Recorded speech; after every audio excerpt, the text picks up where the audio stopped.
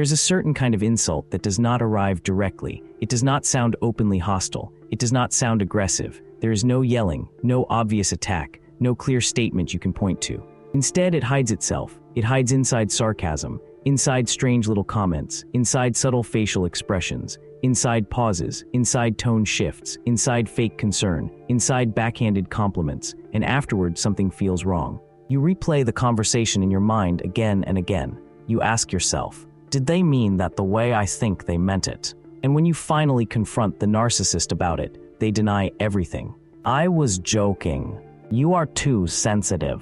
That is not what I meant. You always overthink things. But deep down, you knew something happened. You felt it, because subliminal insults are often not accidents. They are psychological maneuvers. And today, we are going to break down the psychology behind those covert attacks the narcissist never admitted to doing. The first thing you need to understand is that the narcissist often wants two things at the exact same time. They want emotional dominance, but they also want plausible deniability. That combination explains almost everything. A direct insult creates accountability. A covert insult creates confusion, and confusion is extremely useful to manipulative personalities. Because confusion weakens your ability to respond clearly, the narcissist can hurt you emotionally while still protecting their public image. That is why these people often appear calm and innocent on the surface, while the target slowly feels psychologically exhausted underneath the interaction. The narcissist wants the emotional effect of aggression without the social consequences of aggression.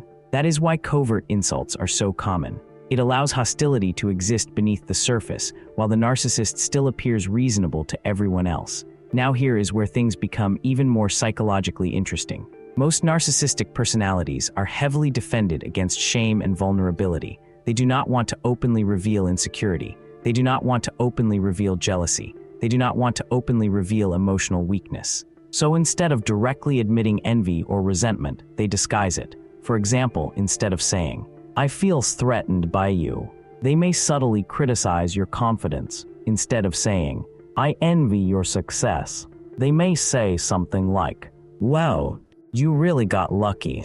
Instead of saying, I feel insecure around you, they may begin making small degrading comments disguised as humor. The insult becomes disguised emotional leakage. What you are often hearing is unresolved insecurity wearing a social mask. And this is why these interactions feel so strange, because the narcissist is communicating on two levels at once. The surface message sounds harmless, but the emotional subtext carries contempt.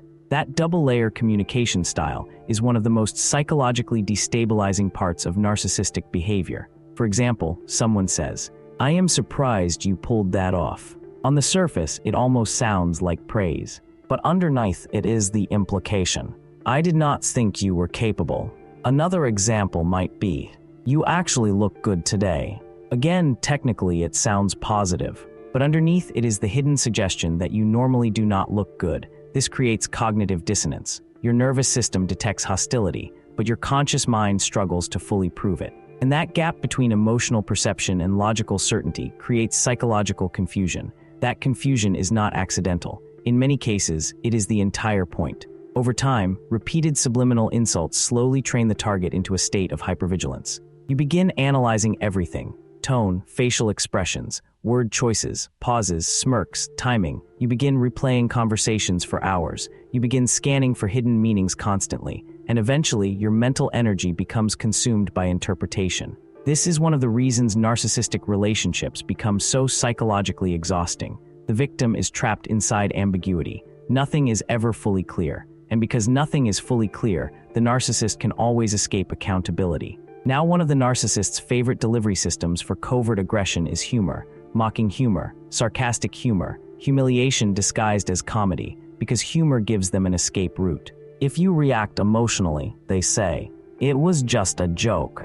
But if you stay silent, the insult lands successfully. So the narcissist creates a rigged emotional game. No matter what you do, they maintain control. And many people do not realize how psychologically damaging this becomes over time, because repeated humiliation disguised as humor slowly conditions the target to tolerate disrespect. It also allows the narcissist to study your emotional weak points. They watch what affects you, they watch what hurts you, they watch what creates insecurity, Then later they return to those same pressure points again and again, not always openly, sometimes through tiny comments, tiny reactions, tiny expressions, tiny shifts in tone. But over time, those tiny moments accumulate into a larger emotional atmosphere of tension and self-doubt. Now another major force driving subliminal insults is envy, and this part is important. A great deal of narcissistic behavior is rooted in comparison. The narcissist constantly measures themselves against other people, and when someone possesses qualities they secretly admire or lack, intense envy can emerge. Confidence, authenticity, peacefulness, creativity, intelligence, beauty, independence, emotional stability. These qualities can unconsciously trigger feelings of inferiority inside the narcissist. But instead of processing those emotions internally, they externalize them. They attempt to psychologically reduce the person triggering the envy. This is why narcissists often become more hostile when you begin succeeding, when you begin healing, when you begin becoming more independent, when you stop chasing their approval. Your growth threatens the psychological hierarchy they depend on. And rather than openly admitting insecurity, they begin engaging in subtle degradation tactics. The narcissist often wants you slightly destabilized, not destroyed completely, just uncertain enough to keep seeking validation. That uncertainty keeps the power dynamic alive. Now here is another critical piece people miss. The real damage of subliminal insults is not always the insult itself. It is the prolonged ambiguity. Human beings can usually handle direct conflict. Direct conflict is painful, but it is clear.